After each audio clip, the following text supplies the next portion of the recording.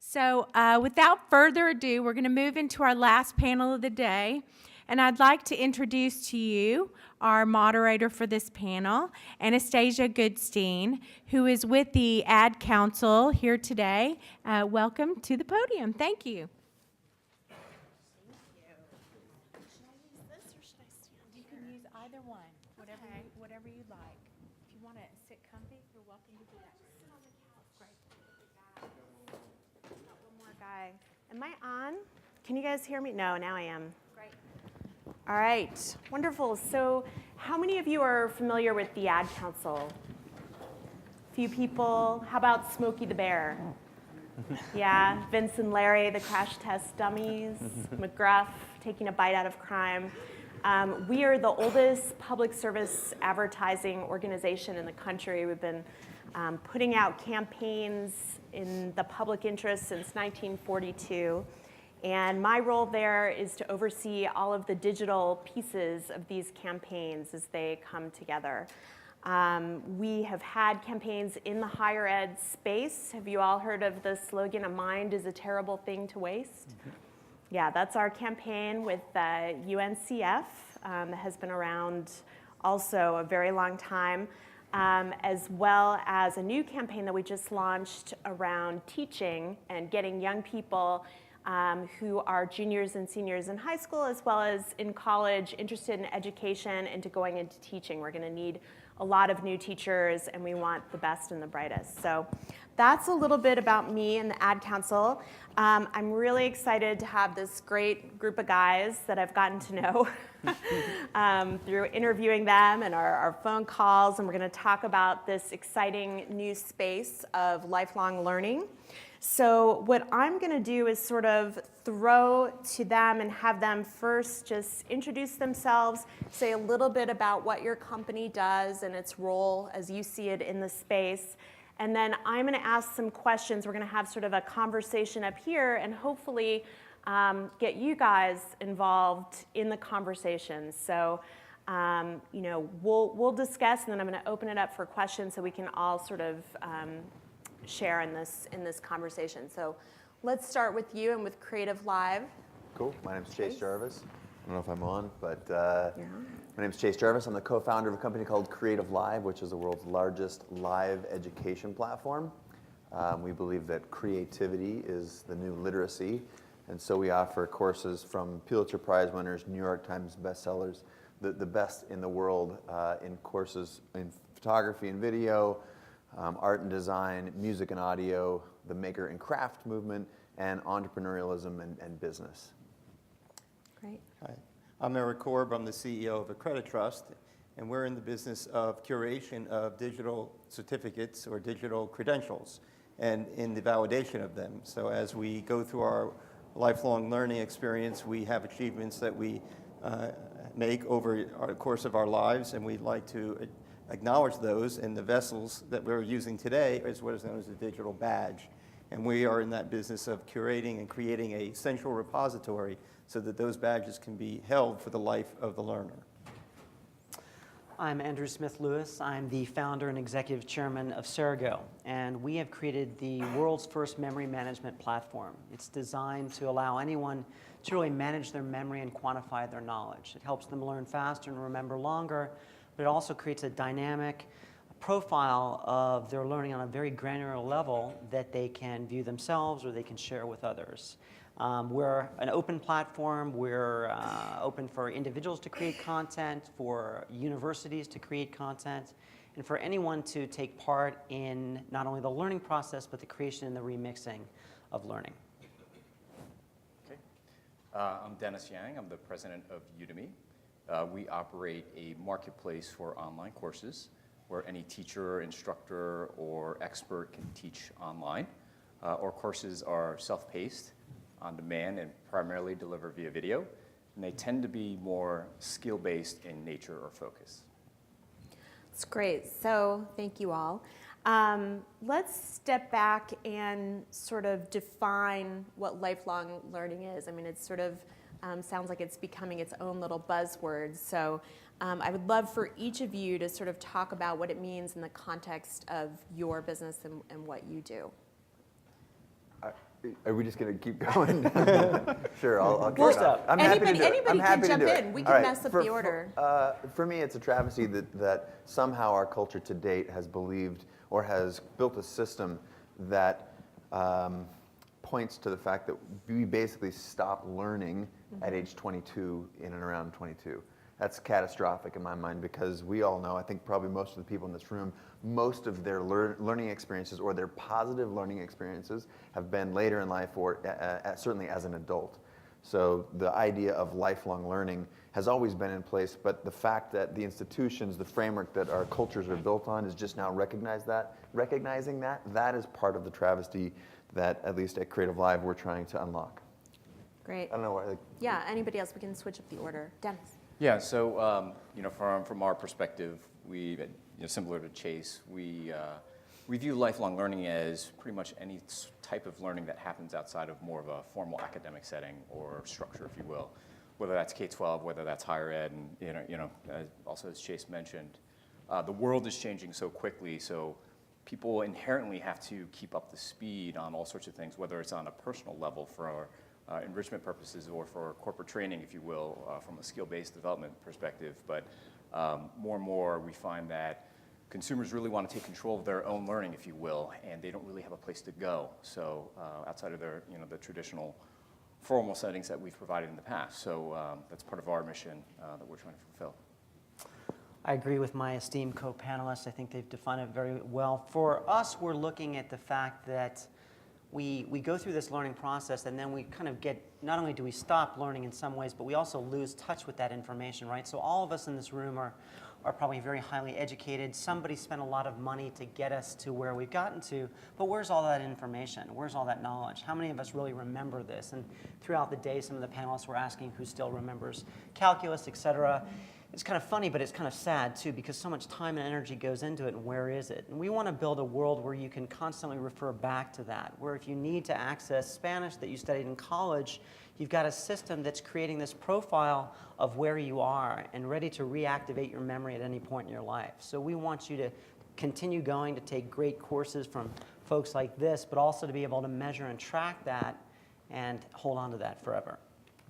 And our role, Credit Trust's role in all this is really in the records of it, the evidence. And so by having that evidence available for you to make it portable, it becomes part of your social equity, right, or social currency. So as we've always liked to be acknowledged, when we were kids, we got gold stars or we earned badges in Boy Scouts or Girl Scouts. And today we have diplomas on our wall. Now it's moving to a digital representation. And so now we have the ability to be almost three-dimensional, where we can see not only the evidence of what you've done, but also how you got there. And so we're all about exchanging that information and making it a currency for you as you move through your lifelong learning experience.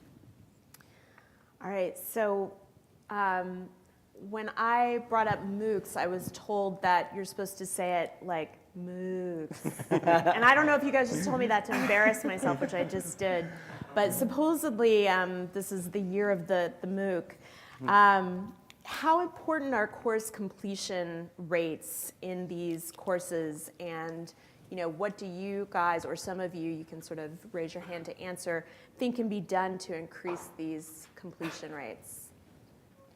Okay, everyone's looking at me. So, so at Udemy, we don't actually focus on completion rates for a couple of reasons. The first one is we actually believe more in a competency-based model, in a model where in the future people actually look at the signal. They look less at the signal of how much time did you sit in the seat, rather as opposed to can you actually do something? Can you actually prove that you did something? So that's the most important thing that we gauge relative to, I should say, providing value. The second thing is, when you look at some of the content that we provide, as an example, let's say you want to learn intermediate Microsoft Excel for your job. Okay, so we've got a course that's 5 to 10 hours worth of content. It's broken out into 30 or 50 individual lectures. If you actually already know the content and the material in, say, lectures 1 through 8, there's no value and no reason that we would want you to go and sit through and learn that, relearn that, if you will, at all for that, from the student's perspective. So in our minds, we look more at ultimately, if we're providing value from a learning perspective to that student, and we're giving them what they need to learn, they'll come back to that course, or they'll come back and learn other material from other courses. So it's not so much did they actually sit through every single individual lecture, what does that actually prove? Because again, we believe in a world that's going to be moving towards this competency-based model, if you will. Yeah, I'll second that. The future, I don't know, this might be a little bit provocative, but the future of education is skill-based.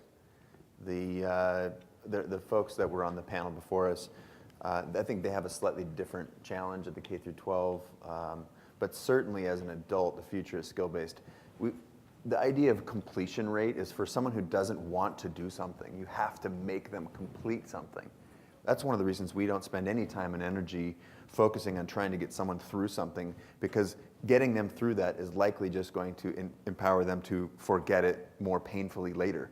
They don't care about it. Mm-hmm. If learning is self-directed, as the future is, if there are more choices, if anyone in here has watched a 10-year-old learn, they learn the things that they want to learn like that. And I'm not saying we shouldn't ask them to learn other things, but as lifelong learners, post primary and secondary education, we have decided that that's not something that is of interest to us at all. The people that are here, we have courses that have 150,000 people in them sometimes, and they're there because they want to be there. Mm-hmm. So it's a much different world, and I think it's evolving rather quickly. And the folks that don't believe that, I think there's a little bit of a head in the sand mentality. And I'm not saying that we don't need to encourage people to learn things that they don't maybe want to learn, but it's certainly not a focus for us. And I think as an industry, we need to re-examine the actual question of how can we get people to do things they don't like to do more. Yeah. It's a shitty question, right? Well, but Chase, I agree with you. I think completion rate's not a great barometer, and it's early days, and it's hard. But you need some way of measuring, right? Mm-hmm. So if you have 150,000 people start a course and 7% complete it, your average bear would think that's not terrific. Something's wrong. And I think that's part of the pressure that the MOOCs are facing. The part that I think is wrong is that they're in the wrong class. Are they in the wrong class, or are they getting something out of it? Maybe they just don't need the whole course. Maybe they're in there, they got what they need, and they're out. But So I wouldn't want to measure their completion, right? I would ask them if they got what they wanted. Well, sometimes it's all about just participation, right? Sure. It's just learning is just being participatory. And maybe you're taking it as a survey.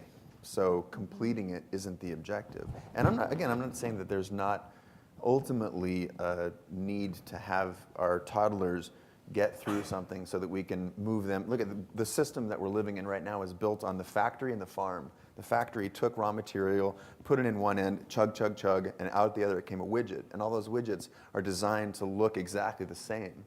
And if we have an education system that's built on the factory was something from the last century. So if we're working so hard to build something that looks like the last century, we're going to be very sorry in the next century. I think it also is about motivation. Mm-hmm. I mean, what's really motivating you to be there? Are you more just acquisitive? Some of people are maybe attending some of these courses just because they've never experienced online education before. Yeah. And they're just now re-entering into the world of lifelong learning and expanding their mind. So that's maybe why there is low completion rates, and they're just testing the waters or getting their mind ready to go on to the next level for themselves. I mean, I also wonder how much of it is distraction. Speaking for myself, like if there's something that I want to learn to do my job better, especially in like career development, but because I'm a working mom, I only have like this window of time where my work is supportive of me doing it, but when I'm doing it, I have like 3 windows open and a bunch of other distractions happening as well. So I wonder if completion also ties into just like our ability to focus. And I'm curious, like, what is it about your courses that the way that they're being presented that kind of can also contribute to people being able to focus enough to complete them. Yeah, I want my doctor to complete his or her course, right? Like, Yeah. And that's one of the reasons we chose not to be in that, because policing the thing that people might not want to be doing is not a goal of our company. And I think there are plenty of people who are in the conference today. Since it's a standing room only panel, you can let the people in the back. But like there are other people who are focused on that, and maybe those are ways for you guys to plug in. It's just not a game. It seems like a really hard problem. I think I also agree with you that it's not the right measure, especially for the type of things you're talking about. I think part of the problem, though, is that with MOOCs in general, and this morning's conversation was very enlightening. There's not a lot of ways of getting quantitative data out of what's actually happening. So one of the things that we're doing is we're partnering with one of the major MOOC platforms, and what we'll do is build in a level of interactivity and that's geared at retention of knowledge, but it can be tracked on a very micro level. So you might have a bunch of people run in or run out, didn't complete, but they still got something out of it, and you can quantify what they got out of it. You can get the qualitative, hey, was this good for you? But you can get the quantitative, they were able to really retain certain skills from this program. And I think if you make it, if you don't look at the whole and you can break it into parts and let people take and remix what they want, you'll see more benefit from these programs. Yeah, the only other thing I'd add is I definitely think that there's an element of curiosity associated with taking a Stanford class. And Yeah. in some ways, the enroll button is a little bit like hitting the like button. Yeah. But once they get in there, they say, oh, okay, this is interesting. It's not kind of is what I thought it was. Maybe it's not what I thought it was, but I'm kind of done with it. So I think you kind of parse out and segment the Very people true. that are in there who have real intent in terms of what they want to get out of it. So let's switch gears a little bit and talk about mobile, which is huge and everything's mobile.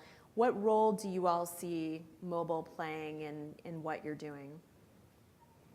How about with badges? Like, how do you guys think about it? Well, badges in themselves are mobile, if you will. They're portable, they can be moved around, and they can be consumed in various ways.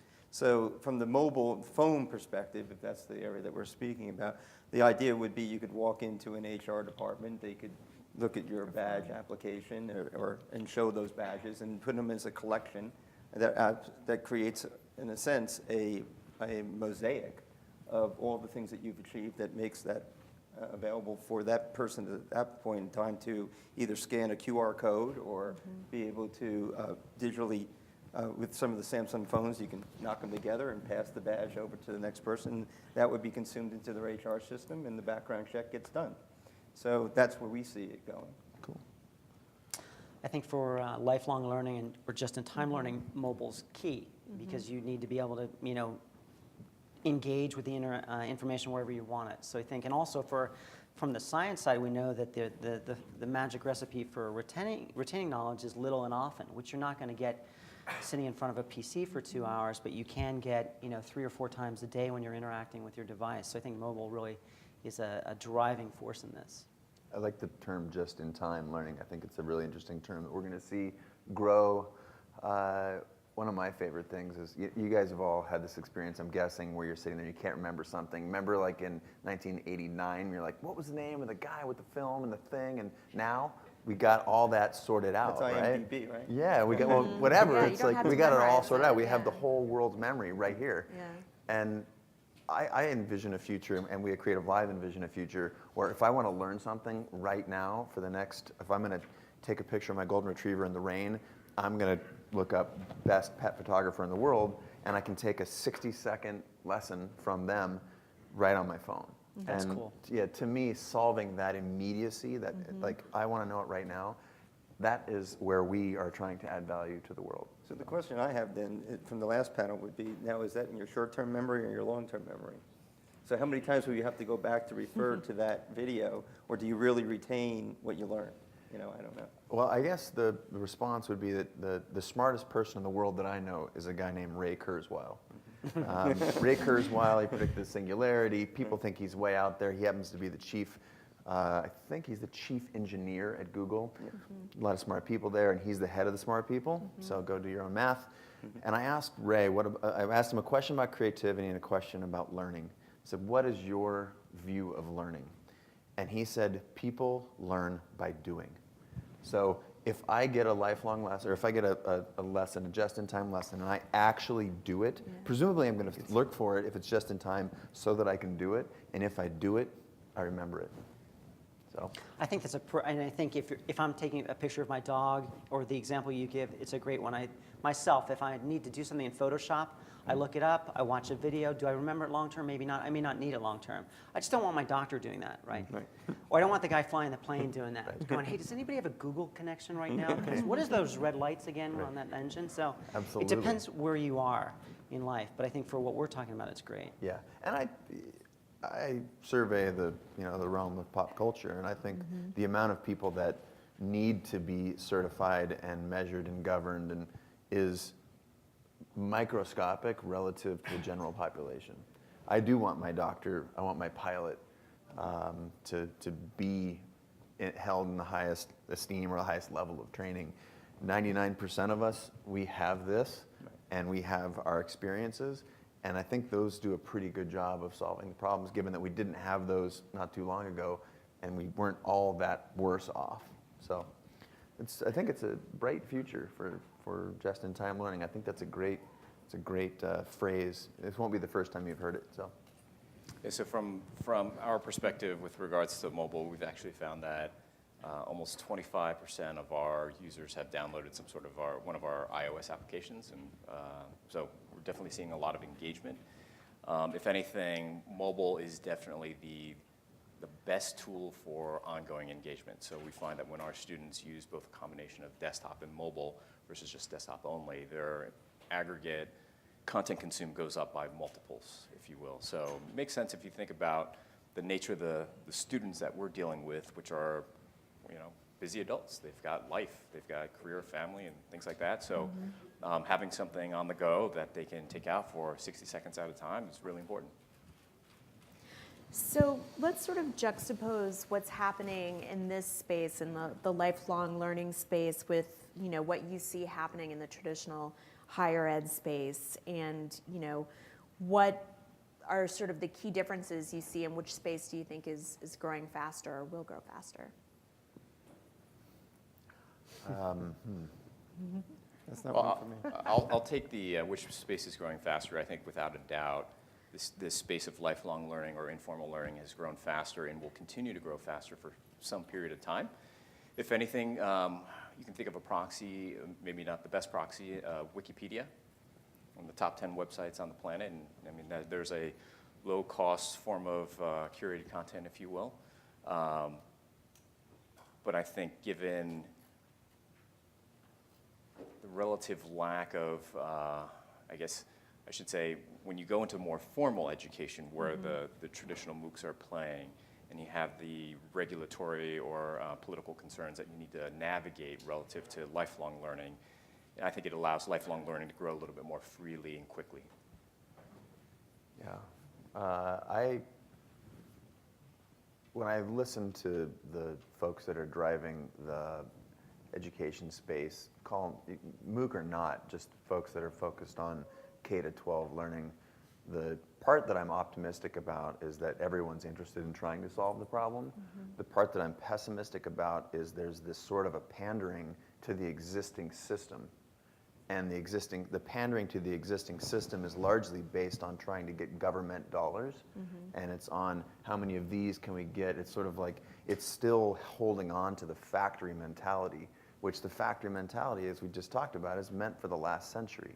So we're throwing, I would say 75% of our resources, governmental or big industry, in the K-12 world at a problem that's eroding so rapidly that we're solving the wrong problem. So I would say that I'm with you and with Dennis on the fact of how many people in this audience have kids, and how many of your kids have learned something from Sal Khan or off YouTube, how to play a guitar, play a note. Like, they all rush there immediately.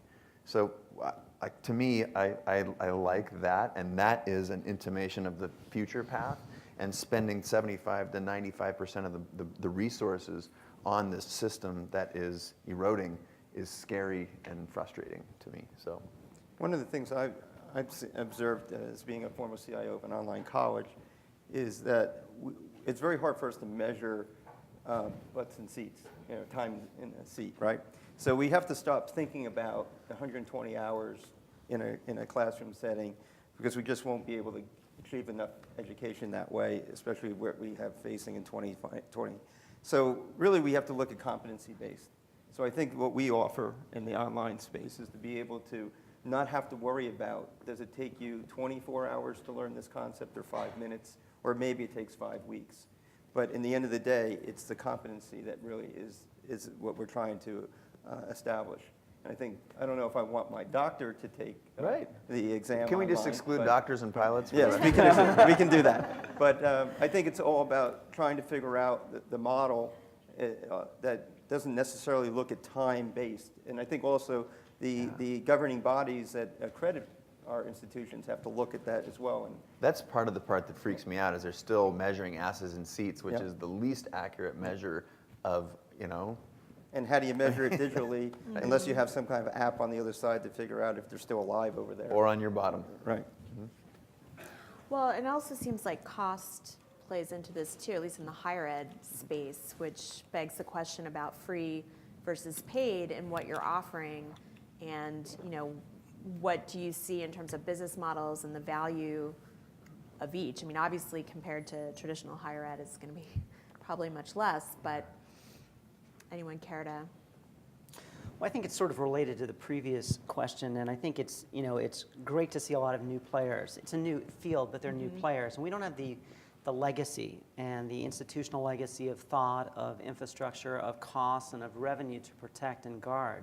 And I think that, you know, we heard from a lot of great publishers today who are talking about how they're really not about the what anymore, they're about the how, and things are changing, but the bottom line is they're giant publishers. And I'm not sure they hold the key to how education will transform and be disrupted. You know, it wasn't a group of librarians who came up with Google. It was innovative technologists who thought differently and changed the game. And I think that's going to need to happen.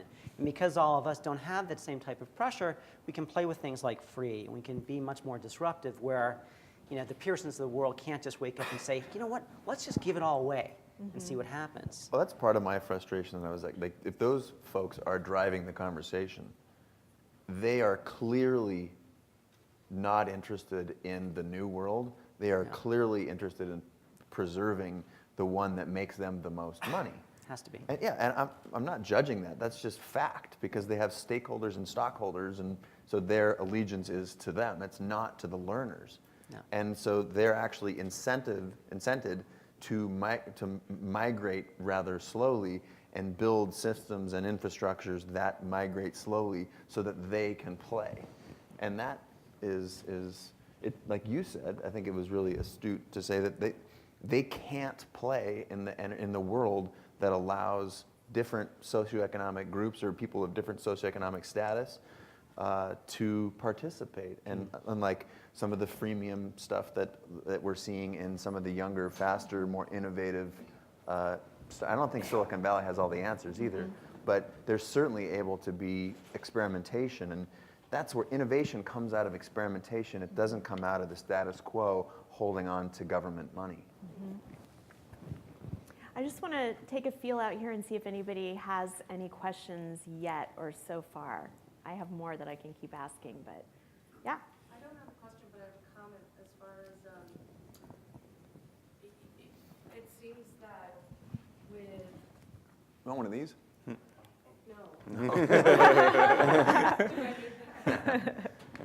Google's doing a thing where they show you only what they think you're interested in, and I forgot the terminology for that.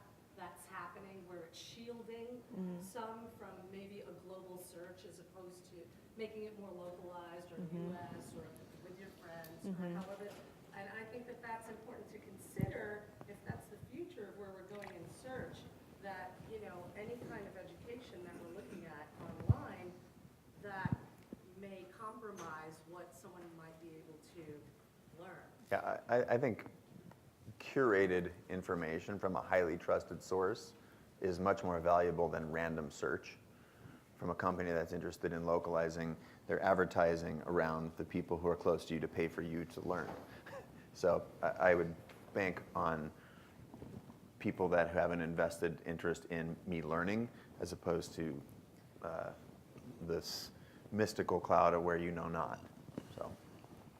So since we're at the International CES, let's talk a little bit about international. And, you know, if you all, any of you all have seen sort of adoption of this happening in certain regions or countries apart from here where, you know, you see there's a lot of growth potential or it's really taking off.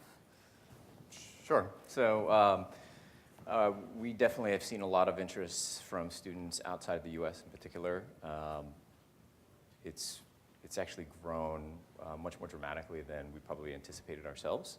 And in some ways, it probably makes sense if you think about it on a relative basis compared to the U.S., the lack of high-quality skill-based content that exists outside the U.S. versus inside the U.S. I think within at least North America, we've got it pretty good on a relative basis. So I think this really starts to unlock when we can get a lot of more of this content that's rich, engaging, curated, and high quality available from instructors and from other countries speaking other languages, using different cultural cues, if you will.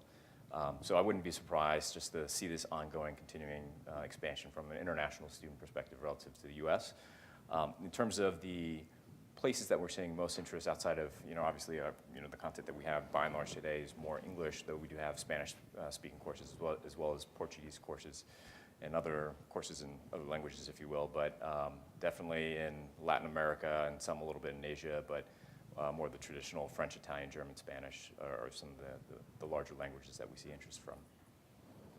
For Cerigo, we built the company in Japan. We actually went the other way around. So I lived there for 25 years, and 10 years ago built Cerigo, built the largest English language learning platform in the country, expanded to Brazil, and then we said, hey, America's an interesting place, so why don't we try the U.S.? So we actually just a year ago moved to the United States, and obviously, international is huge and so important for learning. It gets to the point where I think it's kind of almost silly to view markets. It's just one big giant soup. It's the way we look at it. In our world, from the digital credential perspective, it's absolutely an international situation. As we all know, motivation works all the way down from K through 12, right up through our lifelong learning. So we participate each week on a weekly call, which is an open call. We see every country almost represented from week to week coming in and talking about initiatives that they're doing with badging.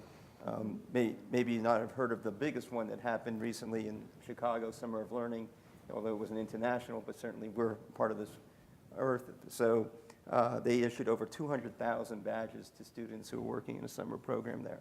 So that was supported by the MacArthur Foundation and Mozilla. So it's happening, and it's happening at every level. Yeah, and at Creative Live, we educated more than 2 million people in 200 countries, or every country. We just picked 200 because whether the UN's right or Google's right, who the heck knows, we call it 200. And international is really important for us. A key that I'm personally, as a co-founder, highly motivated is providing access. Mm-hmm. Historically, education access has been the biggest thing, and whether that access is access to the world's best, which is one thing that we pride ourselves in, to the world's best experts, or transcending geography, because if you live in Nebraska, you might have less of a chance and opportunity to meet the person who did the thing that changed the world, who lives in New York, let alone Nairobi. So we hope to transcend those challenges of access. And then the final challenge I feel like that we are interested in transcending, which applies to the US but also to emerging markets, is transcending the cost barrier. That is, the average student debt coming out of college for the class of 2013 is projected, they're still doing the math, but it's projected to be $35,200. And that means for everybody who owes 10 grand, there's someone who owes 50. Mm-hmm. And that's catastrophic. Mm-hmm. And so if you think about an emerging market, there's no chance they can play, which is one of the reasons that Creative Live is free. Yeah. Anyone in the world can tune in if you have an internet connection. So we're doing what we can, but we know that that's a huge part of living. It's not just living in a neighborhood that you want to live in, it's living in a world that you want to live in. So. Mm-hmm. We do have another question Great. here. Here you go. Fantastic. Hi, Herb Coleman from Austin Community College in Austin, Texas. Earlier you mentioned Wikipedia, I think, as something helping with lifelong learning, but I thought Pinterest was more interested in that because I've seen more people learn through Pinterest. Can you address how you see social working in with lifelong learning? We all look I've at been you. talking about it. I'll tell you, because we're inherently social from the ground up. That is the mechanism through which you communicate with Pulitzer Prize winners, New York Times bestselling authors, and whatnot that are on our our platform. So I mentioned Nebraska. Whether you're in Nebraska or Nairobi and you have access to an internet connection, you can use Facebook and Twitter to communicate with these people in real time and get your questions asked and answered.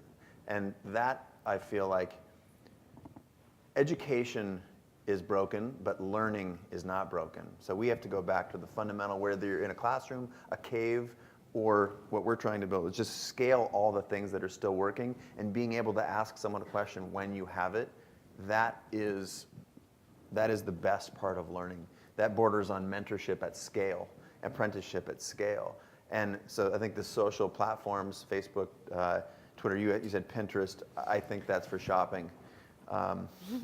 Recipes. I would Yeah. say that, learning is something. It's the how. It's not necessarily always the what. So if Pinterest offers people like me who's a dyslexic a visual, I can learn faster. So for me, I can learn quicker by looking at a bunch of pictures that associate in a particular subject matter. So I think it's great. So any kind of these forums, it's all about the lifelong learning. It's not necessarily formal classroom. It's how we learn. Right. I learn visually. That's how I learn. So for me, I love Pinterest. So I think it all depends on the learner. It's and just what- unstructured, though, Right. right? Unless you're doing a course where part of the course is to go on, let's say it's a home decorating course, Right. and it's to go on Pinterest and find like 10 of the best ideas. But if you're just sort of on there, on YouTube, you might learn something, but it's completely just whatever you're absorbing and not. Assuming there's intent, though, those are Yeah. just, learning requires communication.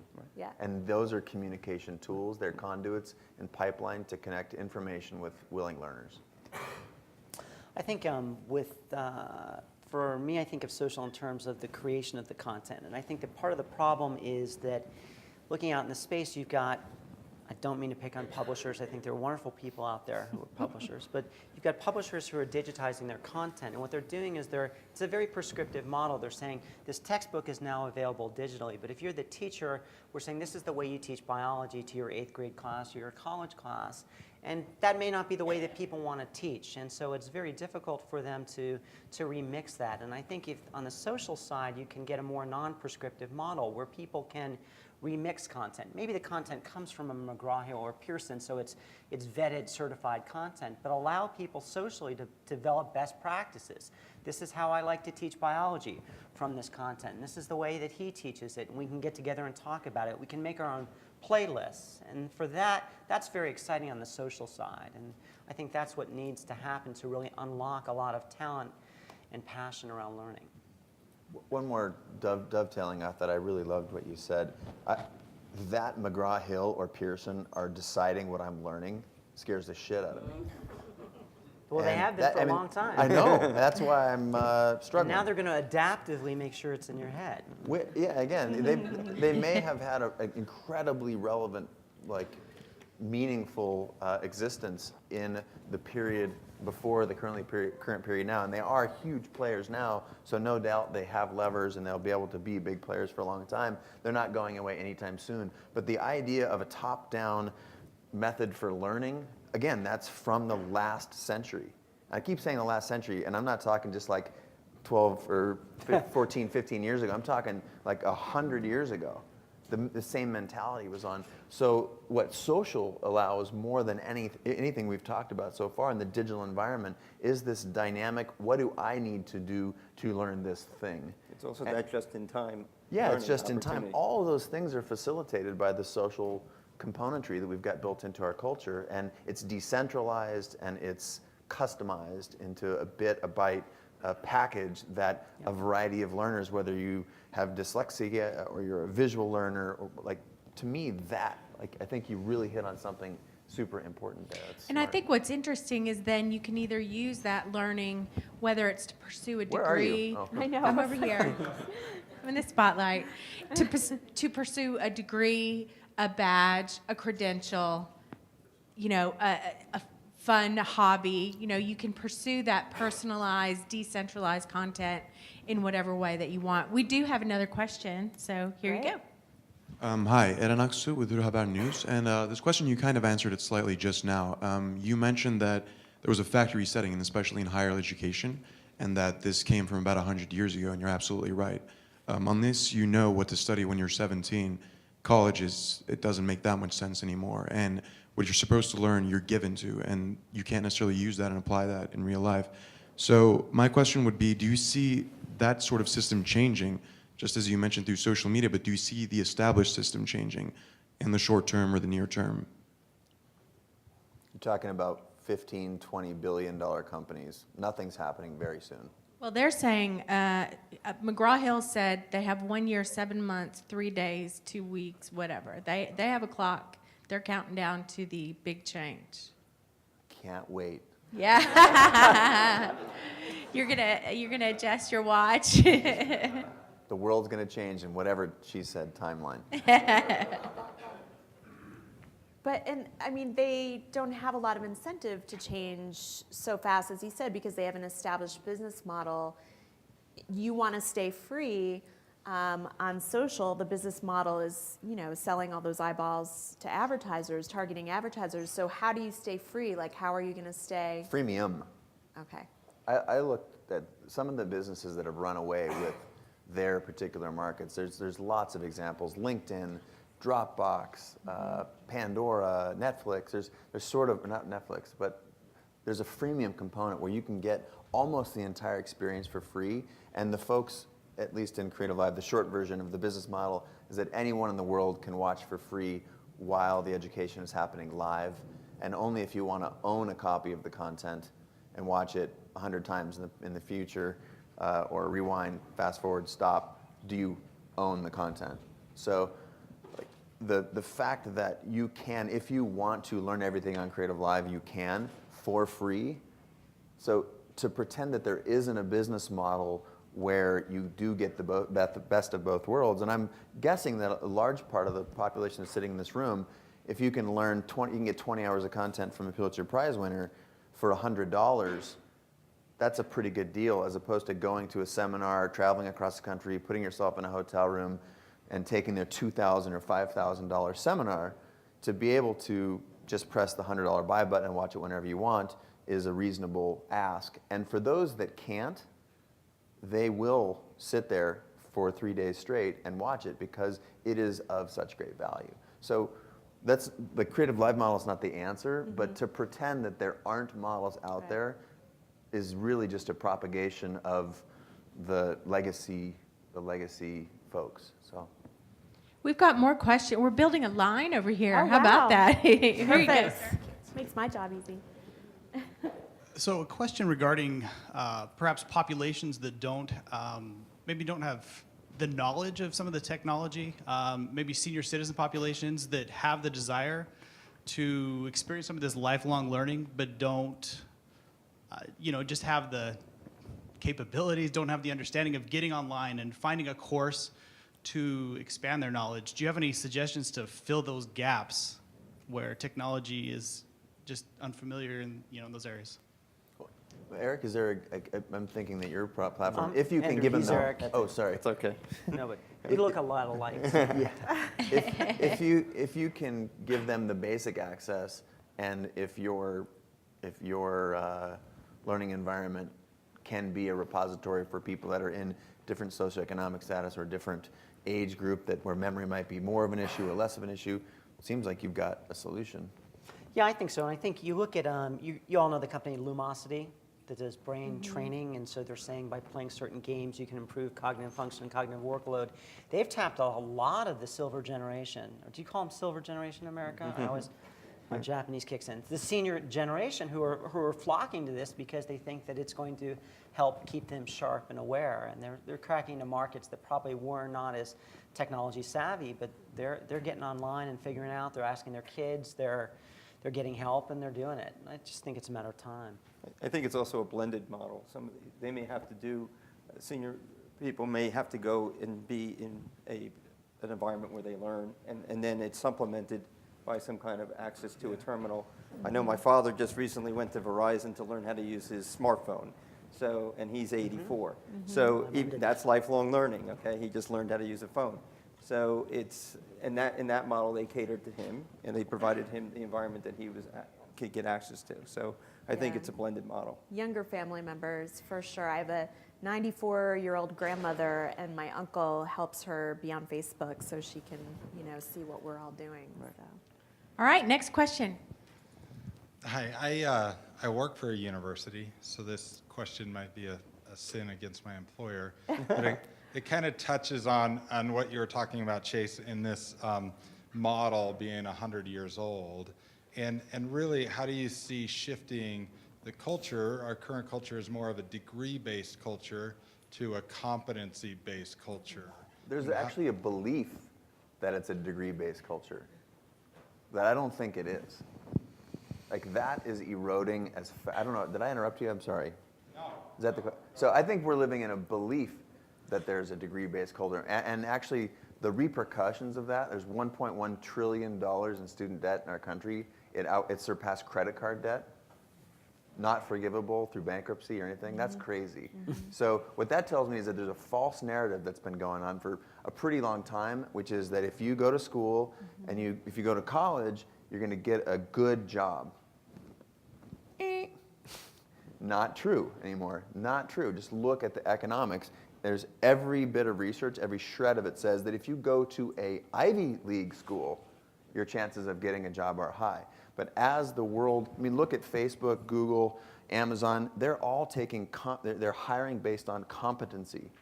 At Creative Live, we just hired a 20-year-old who is an amazing programmer.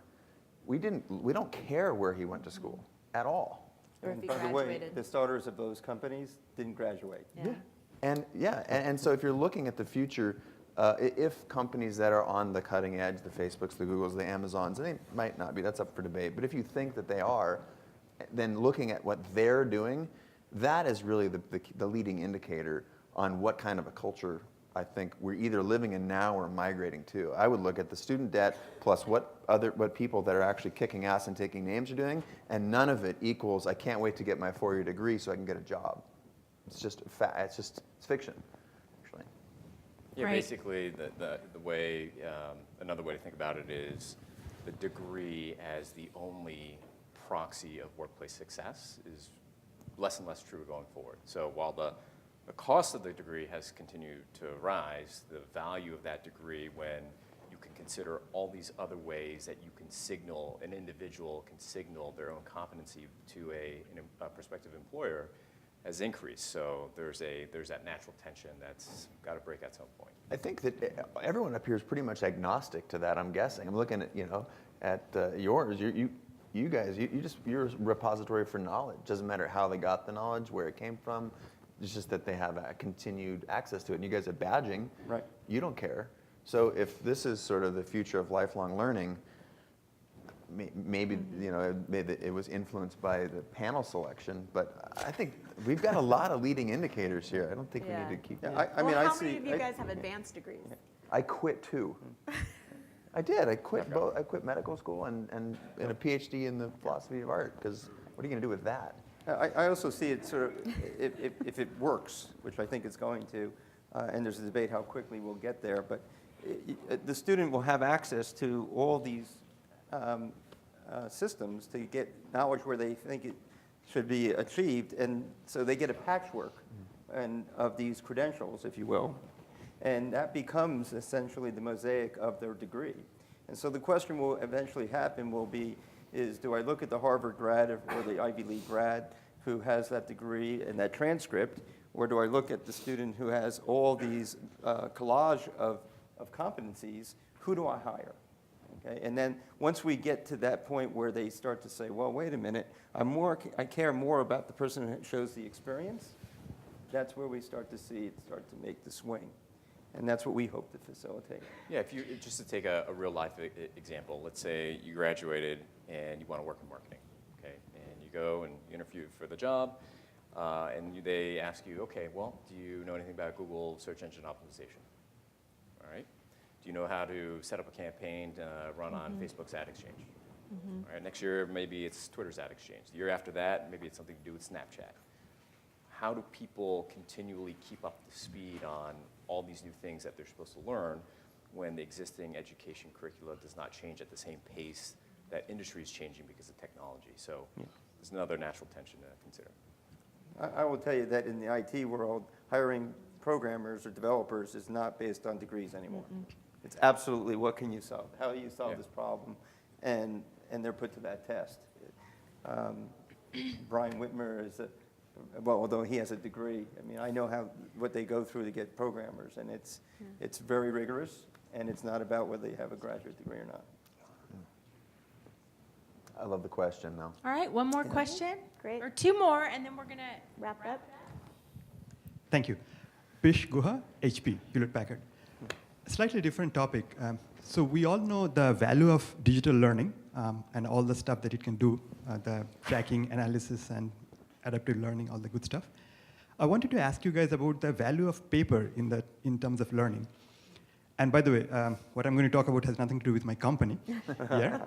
So there have been research done not just in US, but in Western Europe and Scandinavian countries, which shows that if somebody learns something from a kind of a hybrid model, not just digital, but digital and paper, the retention seems to be higher. And that doesn't even factor in the distraction that a typical digital device can bring. So I'd like to get your opinion on that. I mean, do you see a hybrid model in future, or is it all pure digital? Yeah, and I want to add to that. I've heard of some companies also now with online learning shipping manipulatives directly to the consumer, to the student. So that is interesting that we're seeing some of that trend as well. It's like going backwards. What's paper? Does anybody know? I've heard of this thing. Notes. So is this just a question around, more around blended learning? Yeah, digital only He wants paper. versus Yeah, and paper. using Digital. tactile or other. Yeah, so digital only versus digital and paper, and the paper doesn't have to be a book. It can be a chapter or a few chapters together, kind of like an iTunes model, but a hybrid model, not just pure digital. I think it depends on the content, right? There's some stuff that just exists in the digital world. I don't know how you teach Photoshop with paper. I mean, I guess you could have a book about Photoshop, but I think it's a little bit depending on. But I think there is something to being able to touch stuff, right? And I think that's part of what's nice about mobile, because mobile, you have a very intimate relationship with your device, and you can hold your device, and you're effectively holding and engaging with the same content a very different way than when you're sitting at a computer and you're looking at a screen. And so maybe it'd be interesting to look at the research, but maybe with mobile you get some of that transference of effect that you're talking about that they're seeing with paper. I think also it might be that paper might be replaced by something else now. So for example, our online experience is very much engaged in discussion.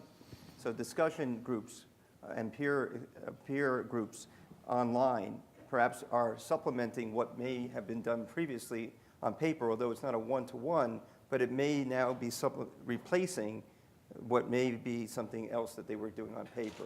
So it's a different experience. It's a more rich experience. When you're online, you're actually interacting with people from all over the world, and different cultures. So the people who say that online learning is you have to do it in person, well, you would lose out on the opportunity to interact with somebody internationally and hear their point of view. So I think what you may be finding is that although I agree paper for me certainly is important, being a visual person, but having that interactivity may be supplementing something that I may be lacking with the paper.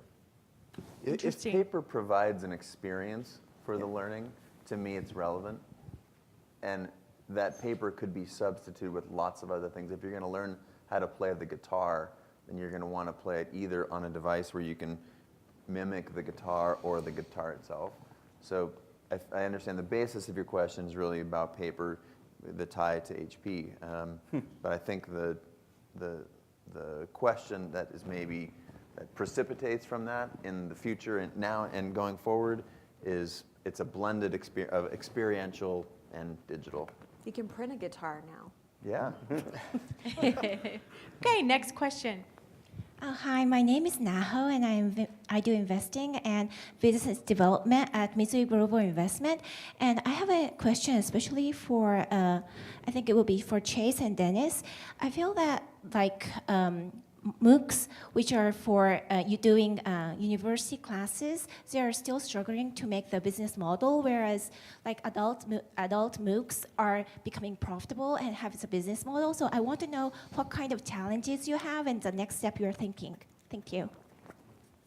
So just so everybody's clear in terms of how our business works, our business model is very similar to an app store. All right, so an individual expert or content owner, instructor can come onto our platform, they can teach a course, they can make that course free if they so choose, they own the intellectual property associated with that, or they can price it. And if they make a course sale, then we take a percentage of that. Okay, so in terms of challenges for our business model, which is effectively a marketplace that's got two sides, it's got instructors on one side, students on the other, it's very straightforward. We're all about driving liquidity and scale on both sides of the equation. So more instructors, better quality content will ultimately drive more students. More students who spend more money will attract higher quality instructors and more instructors teaching different topics, and kind of goes around in a circle, if you will. So. And with regard to the business models, Creative Live is in an interesting position because we were profitable from day one. And we elected to take venture money at a certain point to help us scale and grow more quickly than you could off organic growth and organic revenue. But it's absolutely possible. And that's the part that when I look at the opportunities for innovation and the new companies that are represented here on the couches and throughout the online space, they don't have all of the answers, but I'm banking for them to provide a solution, for us to provide more solutions than the incumbents. And the incumbents have all of the resources. They have 95% of the resources. And innovation doesn't necessarily happen with resources. The innovator's dilemma is actually sort of wound in there. And so just the fact that we have a business model that anyone in the world can participate in a Creative Live course for free, in every Creative Live course for free. There's more than 500 of them online. To me, and yet we were profitable until we decided actively not to be. To me, that is an indicator that we're not in trouble going forward. We're in trouble with the part of the legacy part that we have to, because they aren't going to be able to move into these sort of provocative, interesting or different business models that allow for some of the opportunity that I think is the basis of your question. You don't think they'll try to buy you? Oh, they've tried several times. You didn't build your company to sell it to one of these guys? Wasn't that your goal? No, if that would have been my goal, I'd have been out of here a long time ago. You'd be surfing by now. I also think that the MOOC is an opportunity for conversion. Okay, so the freemium model, if you will, so it gives a lot of these opportunities for people to taste, if you will, the courseware, and then decide to move on. And you heard this morning during edX's presentation, their end goal is to sell you a certificate at the end of the day. So, and hopefully convert those students over into full-time students. So I think part of the MOOC opportunity is a marketing opportunity for most of these places, and then they move over to a paid value proposition. So I think the MOOC is serving a purpose. It's not necessarily that's the economic model. It's not free, obviously. But it's one of them. Sorry, one other point. I think the question about MOOCs, the good thing about MOOCs is it's getting a lot of people interested in learning. And there's one takeaway that I would ask for everyone in the audience, which historically in our culture, I can't speak for the Japanese culture, although I've spent enough time in there just to say, arigatou gozaimasu, but, and biru o nomemasu, too. I can drink beer. But that historically in our culture, to say I don't know has come from a position of weakness. It's come from a position, no one wanted to raise their hand and say, I'm a learner, I want to learn. It was historically like, I don't know, I'm not going to put my hand up. So if you guys could take one thing away from this, from at least my hopeful look into the future, it would be that learning and always learning is an incredibly positive human, it's a privilege, it's an amazing opportunity that we have, and we're at a time more than any other time in the history of the world where you can learn every single day. So I hope that you can take that away from a panel on lifelong learning. Okay, one last question and then we're wrapping it up. Hello. My question revolves around motivation. Now, there's a lot of research to suggest that if you learn something from intrinsic motivation, retention is a lot higher and a lot better. But from what you said earlier about going to school and doing something for a gold star, or you do it for a degree, that leads me to believe that our culture is based around extrinsic motivation. What would be a good way to kind of shift it more to promote intrinsic motivation? Probably teach people stuff they need to know, right? So you're talking about folks who are getting hired not based upon a degree, but based on their expertise, their knowledge of SEO. I think, you know, the chance to come to one of these companies and learn what is relevant for your career, not something that somebody 150 years ago thought was interesting to teach people, is very, very key. And that will, I think, shift the motivation dramatically. Anyone else? I think still as a culture, we still like rewards. And that the example was earlier, take away the scoreboard, the soccer game means nothing. So I think you That's always, not true. Do you believe that, though? I do. I played the game for 14 years. And only to win or lose, right? But in the end of the day, you want that recognition. That becomes part of your brand equity. It becomes part of your social equity. It gives you a goal. And we do have learned, especially through these games that my sons play continuously, the more that they play with no instruction whatsoever, the more they power up, the bigger gun they have, the more people they can take out online. So that's what they're trying to do. They're motivated by the achievement. Yeah, well, and even as a parent, I mean, I've been really captivated by this sort of unschool or the free democratic school model that's all self-directed. And that's, you know, in the K through 12 model, there are a few of them out there where the whole premise is that you're going to learn more and more if you are learning things that you're interested in and building sort of curricula and learning around whatever your kids like showing interest in. Nice use of the plural of curriculum. Did I say that? You nailed it. Oh, good. Well, thanks everybody for a great discussion. Yeah.